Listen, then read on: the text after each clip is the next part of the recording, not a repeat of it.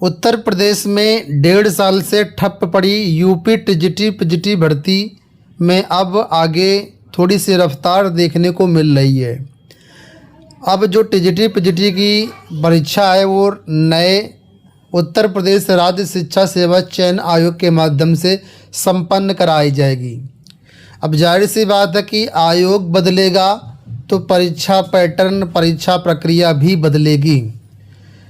कई सारी सूचनाएं लगातार आपको नए शिक्षा सेवा चयन आयोग के माध्यम से मिल रही हैं, जहां पर परीक्षा प्रक्रिया में बदलाव को लेकर के चर्चा शुरू हो गई है और आज के समाचार पत्रों में इसके बारे में डिटेल से आया हुआ अभी कि कैसे परीक्षा करवाई जाएगी।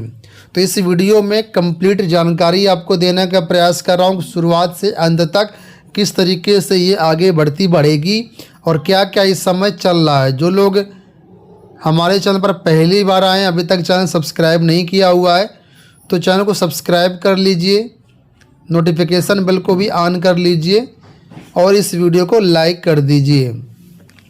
आप लोग जानते हैं कि अभी तक जो भी टीजीटी पीजीटी की परीक्षा होती रही है उसमें 2021 से बदलाव पहले हुआ था। 2021 में आपने देखा होगा कि तदर्थ शिक्षक शामिल हुए। तदर्थ शिक्षकों को सुप्रीम कोर्ट से राहत दी गई थी और फ्रेश भर्ती के माध्यम से उनको शामिल करने के लिए कहा गया था। साथ में उनका जो भी अनुभव है उसका भारांक भी देने की बात कही गई थी।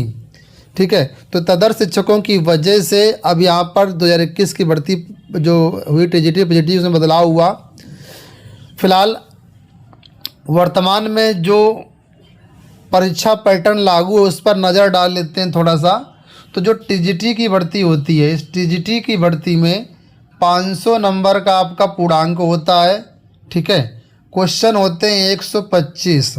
अगर आप इसको डिवाइड करोगे 125 500 का 500 में तो ये आपका आएगा 4, यानी एक क्वेश्चन होता है 4 नंबर का टीजीटी में। कोई भी नेगेटिव मार्किंग आपकी नहीं होती है।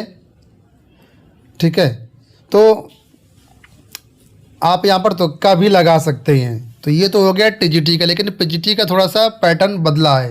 पीजीटी में क्या है, पीजीटी में आपका इंटरव्यू भी होता है, साथ में भारांक भी मिलता है। तो पीजीटी में भी सेम 500 नंबर का पूर्णांक होता है, लेकिन इसमें से 25 नंबर भारांक के निकल जाते हैं तो 475 बचते हैं और इसमें से 50 नंबर का इंटरव्यू निकल जाता है तो 425 नंबर की लिखित परीक्षा करवाई जाती है और 125 क्वेश्चन आते हैं। तो इस हिसाब से यहाँ पर डिवाइड कर सकते हैं कि कितने क्वेश्चन, एक क्वेश्चन कितने नंबर का होता है। 3 पॉइंट समथिंग आएगा, आप एग्जैक्ट कैलकुलेट करके देख लेना। 475 डिवाइडेड बाई 125। अब पीजीटी में जो भारांक मिलता है 25 नंबर का, वो कैसे मिलता है उसको समझ लीजिए।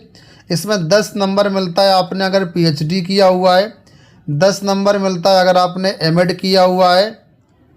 ठीक है, 5 नंबर मिलता है अगर आपने बीएड किया हुआ है, लेकिन अगर आपको बीएड और एमएड आपने दोनों किया हुआ है तो बीएड का नहीं मिलेगा, सिर्फ एमएड का ही आपको मिलेगा। इसके अलावा 5 नंबर होते हैं खेल कूद के जो अभ्यर्थी होते हैं, राज्य स्तर का, राष्ट्रीय स्तर का, जिस तरह का उनके पास सर्टिफिकेट होता है उस बेस पर 5 नंबर दिए जाते हैं। तो ये पीजीटी का है।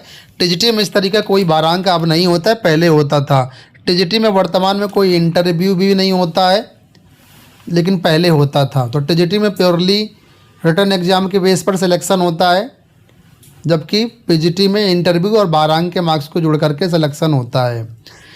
अब जो नया शिक्षा सेवा आयोग बनेगा उसमें ये परीक्षा पैटर्न बदलेगा या नहीं बदलेगा उसके बारे में तो नहीं कहा जा सकता अभी कुछ, लेकिन हाँ परीक्षा प्रक्रिया में बदलाव की न्यूज़ आ चुकी है सामने।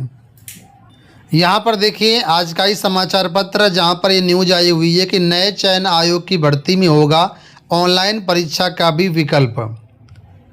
यानी नया शिक्षा सेवा जो चयन आयोग बन रहा है, यहाँ पर ऑनलाइन परीक्षा और ऑफलाइन परीक्षा दोनों तरीके के विकल्प मौजूद रहेंगे। दोनों तरीके से परीक्षा करवाई जा सकती है। अभी तक आप लोग जानते हैं जो भी टीजीटी पीजीटी की परीक्षाएं हुई वो सब ऑफलाइन हुई हैं, यानी पेन पेपर मोड में, लेकिन अब यहाँ पर ऑनलाइन परीक्षा भी करवाई जा सकती है। इसके लिए तैयारियां हो रही हैं। दोनों मोड से यानी हाइब्रिड मोड से परीक्षा प्रक्रिया कराने जाने की तैयारी है। और इसके लिए यहाँ पर देखिए बताया गया है कि जब परीक्षा ऑनलाइन होती है तो यहाँ पर कुछ ऐसे पद होते हैं आयोग में जो कि होने चाहिए।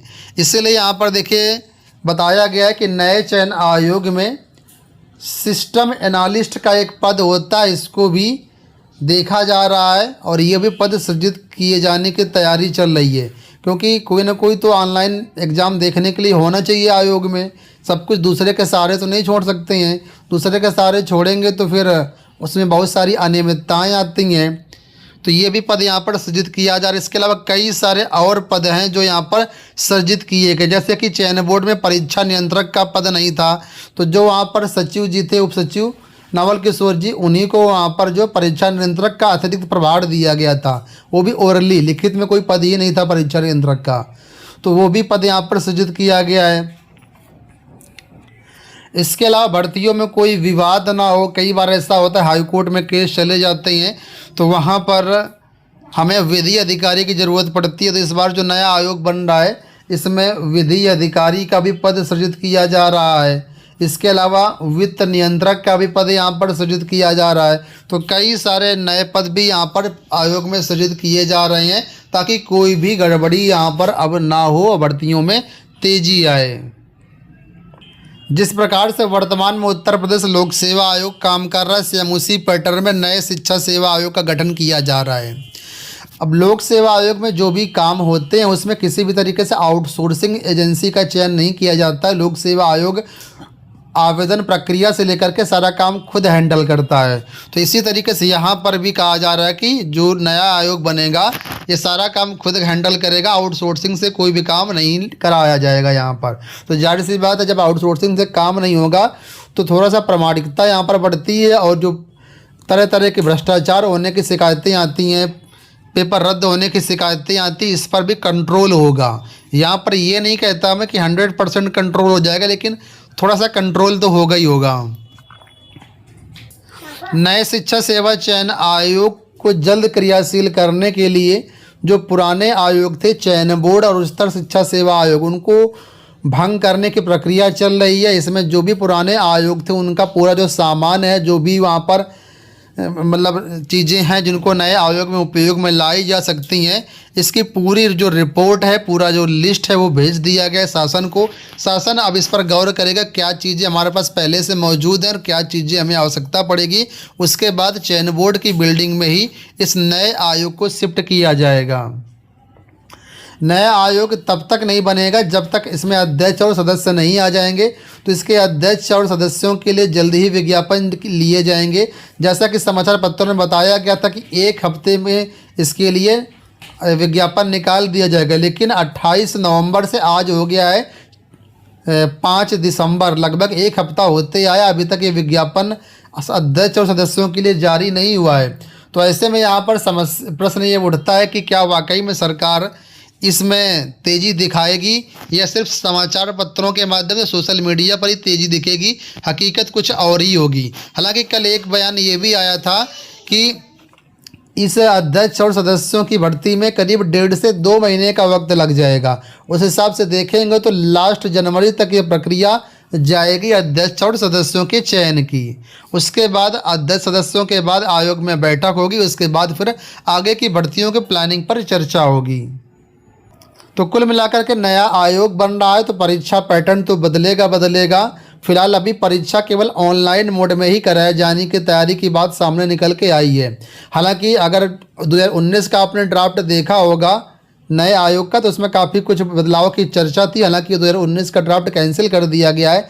फिर भी नई शिक्षा नीति के अनुसार आने वाले टाइम पर टीजीटी पीजीटी की चयन प्रक्रिया में बदलाव होना सुनिश्चित है। जिस प्रकार आपने समाचार पत्रों के माध्यम से सुना होगा कि पीजीटी वगैरह में बीएड भी मांगा जा सकता है और टीजीटी में सीटेट या यूपीटेट भी लागू किया जा सकता है। इसके अलावा माध्यमिक स्तर 3 का जो टेट है वो भी लागू किए जाने की संभावनाएं हैं। फिलहाल अब इसकी जो डिटेल्ड नियमावली वो चीज़ें निकल के नहीं आई हैं। फिलहाल हम लोग पेंडिंग भर्तियों की बात करें, 2022 में जो टीजीटी पीजीटी की भर्ती आई थी उसमें ज़्यादा बदलाव देखने को नहीं मिलेंगे, लेकिन नई भर्तियों में काफ़ी कुछ देखने को आपको बदलाव हुआ मिलेगा। उम्मीद करूँगा वीडियो आपको पसंद आया होगा। आप भी नए पैटर्न के अनुसार, नए बदलावों के साथ अपने को लेकर के चलिएगा। ऑनलाइन मोड में परीक्षा होगी, उसी अनुरूप अपने आप को तैयार करिएगा ताकि कोई भी दिक्कत ना हो। बाकी जो कुछ भी अपडेट्स मिलेंगी हम आपको चैनल के माध्यम से शेयर करते रहेंगे। इस वीडियो में इतना ही, धन्यवाद।